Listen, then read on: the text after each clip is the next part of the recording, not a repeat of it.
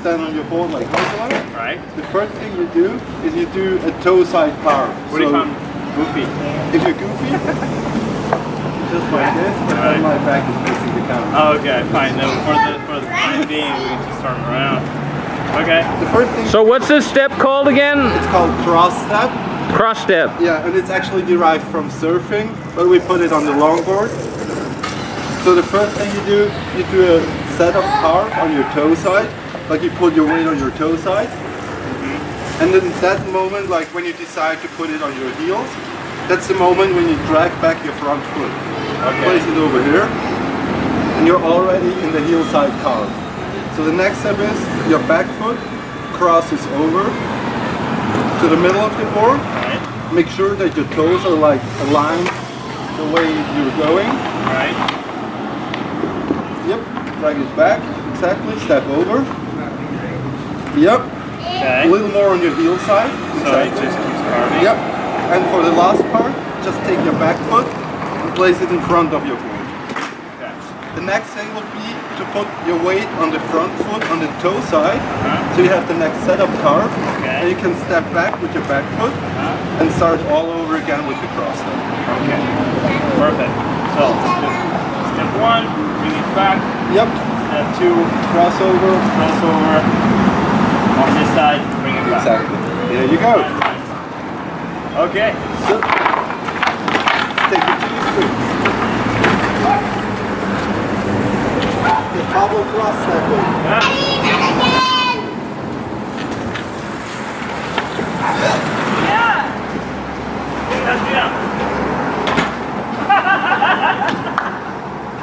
Perfect. But mine didn't flip though. I can cross that. Look, Autumn. I can cross that. I can cross that. Oh, sorry, am I in the way of your shot? Oh no, nothing like that. Okay, so we're talking about the crossover right now.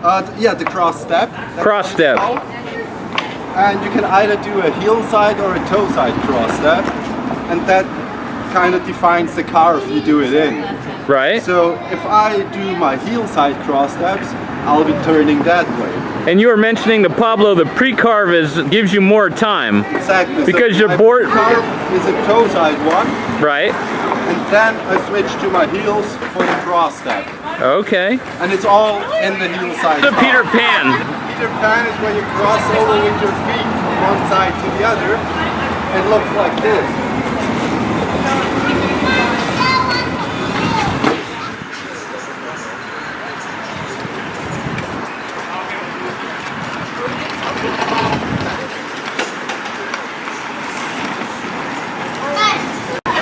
Whereas for the Peter Pan, the carve's gonna switch with every step. So I place that foot over here. Right.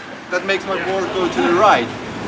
So I'll take my back foot and swing it over to the other side to make it turn left. And that you can do like in an endless motion kind of. Oh, so you can do the Peter Pan for as long as you feel like it. Exactly. Whatever your mood strikes you or how the music's going at the time. Go like backwards and forwards. Oh, so there's variations. Yeah. And on the cross step, the variation is either toe side or heel side, correct? Heel side or on the toe side, but you can always do it like back too. Oh, gotcha. And then what's the significance of when you mentioned to Pablo that you have more time on the pre-carve? Is that because the board is more stable as it carves? Exactly. That's the thing, that if I go on my toe side first and I do a carve to the right, I have more space to the left for my cross step. That's the first thing, and the thing is that when you switch like from toes to heels, right, you are more stable if you do it like out of a toe side turn, because if you go straight and you switch to your heels, you just go left. There's no carving and no flow in it. So it basically knocks you off your board. Okay, well that's a part of the clip I think I'm going to watch like 10 times. Thank you. You're welcome. But yeah, always make sure that you have your carves in there. Otherwise it looks... All right, it's all about the flow, right? Exactly.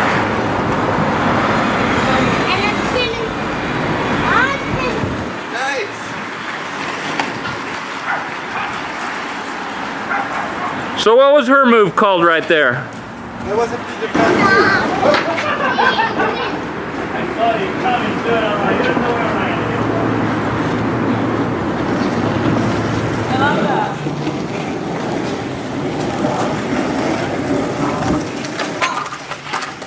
What are you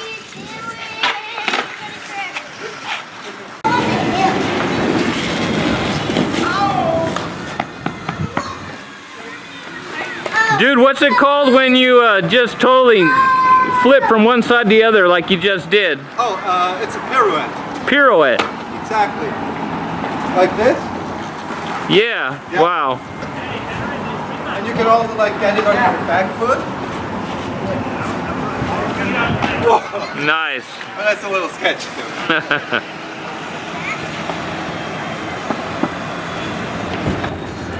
So what's the move called when you put one foot down and to keep your motion going forward? Look back. Look back. Awesome. Look back. Turn around, you kick your board in the back a little, and then you drag it under your feet again.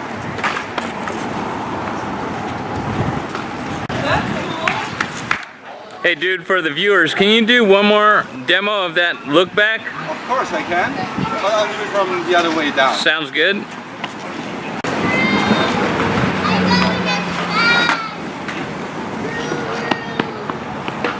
Thank you, sir. You're welcome.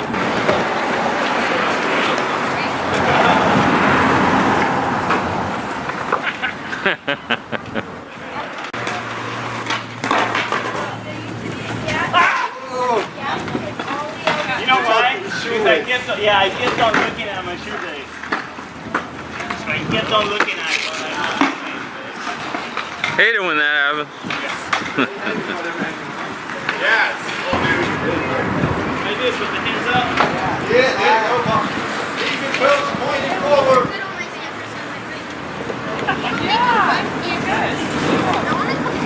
Hey, teacher, look.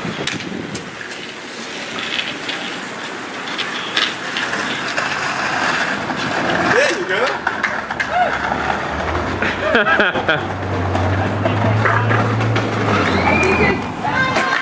You know, when you get a chance, you've been kind of spinning the board around on the back wheels. Yeah. Do you want to do like talk about that real quick, what the balance factor and all of that is? And what is this actually called when I see you spin the board 360 around you? 360. Oh, but so my foot is staying on the ground. Is it that? Yeah. Like. Oh, sorry. No, that's all right. Do it.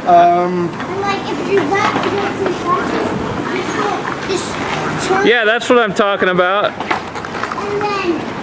That? Yeah. Oh, that's both. The one where you actually float the board around with both your feet on. Okay, that's a cheat turn. That's a what? A cheat turn. Like A cheat turn? Letter G. Oh, chi. Yeah, because the motion I do on the floor, it kind of describes like a G. You do like a half circle. Okay. And pivot in the end. Oh. So I do like a nose manual in a half circle, and in the end it has a pivot attached. Can you give an example of that? Sure.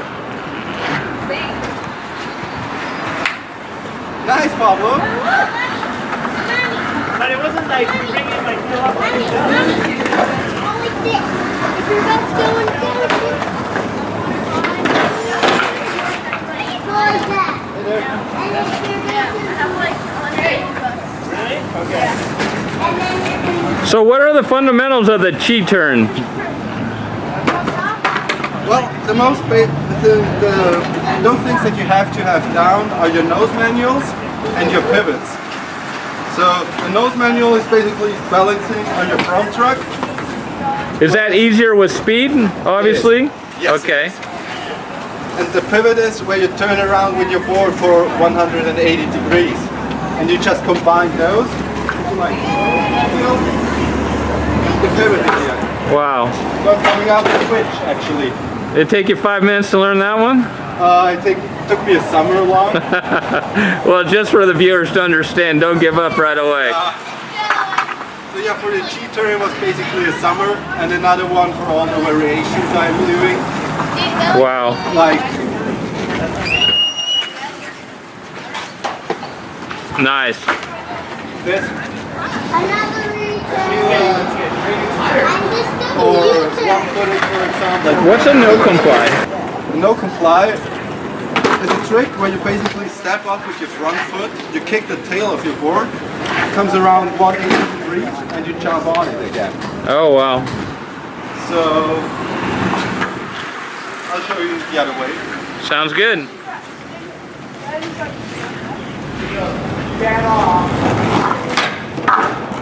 Got it. Wow.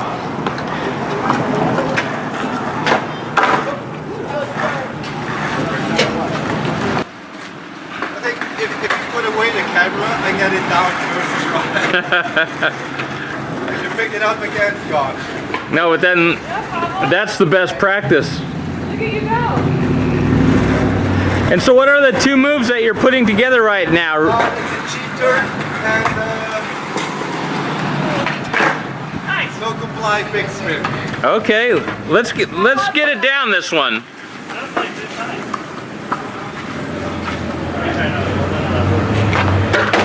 Oh! Yeah. All right. Do it again. But you know, we say if you can't do it again, you didn't really do it.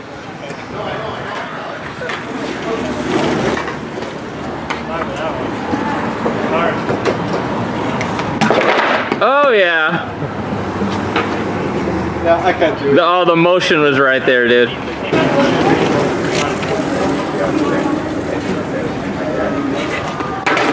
Nice, yeah.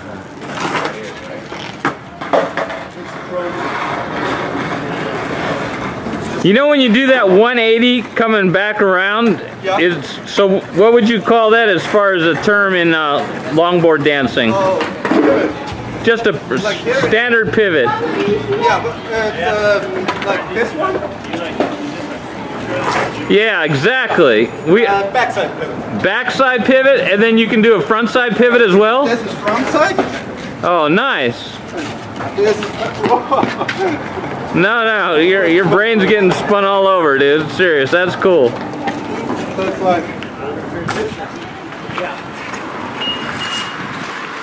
Wow, so you actually walk to a different position of the board. Yeah. And you can do like pivot, and one foot pivot. Nice. That's awesome. There are a lot of different ones.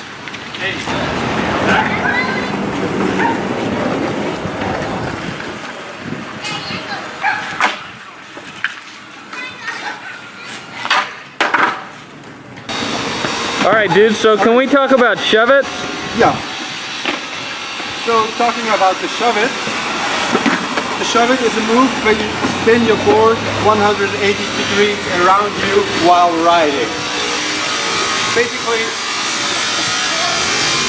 it's done on your nose. You do like a half pivot and then you jump around. All right. The pivot would be you turn with your board 180 degrees. For the Shuv-it, just the board turns underneath you.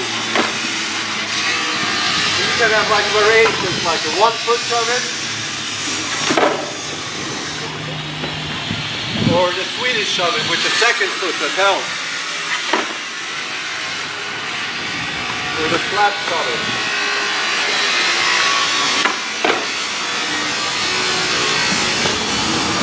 What's the easiest Shuv-it to learn? Sorry? What is the simplest Shuv-it to learn? The one that you think... The easiest one is probably the regular one, which is this one. Wow, you can practice that on the carpet. You can practice it on the carpet, and the thing you can practice first is get your pivots down and probably get your 1 foot pivots down, because the board is doing the exact same motion. You just don't finish it for the Shuv-it, you jump around like right in the middle of it. Okay. There. Can you tell us a little bit about your board? Because when you go back to Europe, I'm going to be like, now, what do I really want to look for in a dancing longboard? Sure. All right. So my board is a simple longboard, Bloody Bliss. It's 58-inch long. It's almost symmetrical. A little wider in the front, a little wider on the nose and the tail. It has a little concave in it. Can you hold that concave for a second? Yeah. Nice. I'm going to zoom in right there. Perfect. It's a little smaller in the middle, and it got like 2 perfectly working kicks for all your shove-its, pivots, local plies on the back. And the kicks are mild. They're not just. Yeah, they're not really aggressive. They're super mild. Yeah, I can see that. So The back one is a little more flat than the front one. so that's what you meant by almost symmetrical. Is there is a difference between the two. Exactly. Now, when you're doing that pivot off the nose, Yes. Do you like the kick to be milder there than? Basically, it doesn't matter because my foot place is more on the screws. Okay. So I prefer like softer, milder kicks than aggressive ones because you can control them more, especially with a board length like this. All right. So since the kicks are like they're flat, but they still give you like a good leverage. Gotcha. And like an aggressive kick would end over here, and that would be like way too much probably. And how many ply is that? Is your board? It has 8 different layers in there, mostly bamboo, 1 birch, a little bit of glass and carbon fiber. So you don't really want a stiff board for dancing. You want Nope. something. We have a little bit of flex in the board, and it's like tempering flex, so it doesn't like get you off the board. It's not an aggressive one that comes back. It just flexes like a little bit when you jump in, but it doesn't like get you out of the board. So you can jump in, but you. Oh, I stay see in what there. you're saying. And It's not like it's got no rubber band motion No. where it just pitches you back up. Exactly. And the good thing is that you can use that flex in your rhythm and your dancing. You like, if you step in at the right moment with the flex, you get a little bit of more rebound in the right moment, and that feels like really good for dancing.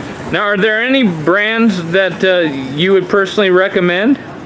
I would recommend simple longboards, of course. And how do I get a hold of simple longboards? I'll send you one. All right, there we go. And we have that one in 3 sizes, so this is actually the biggest one. The smaller one is like right about this, and the smallest one like this. Okay, so for the length of board that you're riding right now, is that for someone at what height and above, would you say?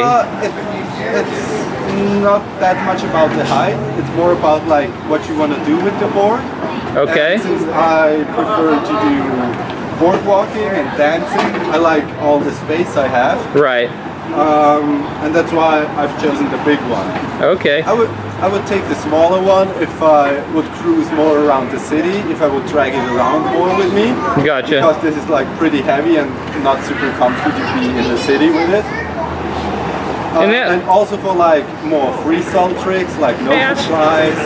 Can I ask you about the trucks? Like how wide a trucks is perfect for longboard dancing? My trucks are 180 millimeters wide. So a standard size. What about base size. plate? Is that like a 50-degree base plate? 50-degree base plate. I ride them pretty loose. I have rip-tied WFP bushings in there, Nice. a cone and a barrel one, and I think they're like 88 probably. And what kind of trucks are we using today? Rental trucks. Are those the R2s or the new? Yeah, those are my Okay. favorite one because you get like the most lean out of the trucks. And Nice. This is like super essential for longboard dancing and carving. A lot of you lean. can basically go slow, but still have your carves down. And it looks like your wheels are somewhere in the range of 70 millimeters? Yeah, they are. I have to admit 70 is a little bit too big for me. I prefer 66. Okay, But good to here on know. the boardwalk with all the cracks and stuff, the 70s work. Right, So, yeah, cracking on the boardwalk. exactly. Getting wheel bites though, but yeah. All right, thanks for that, dude. You're welcome.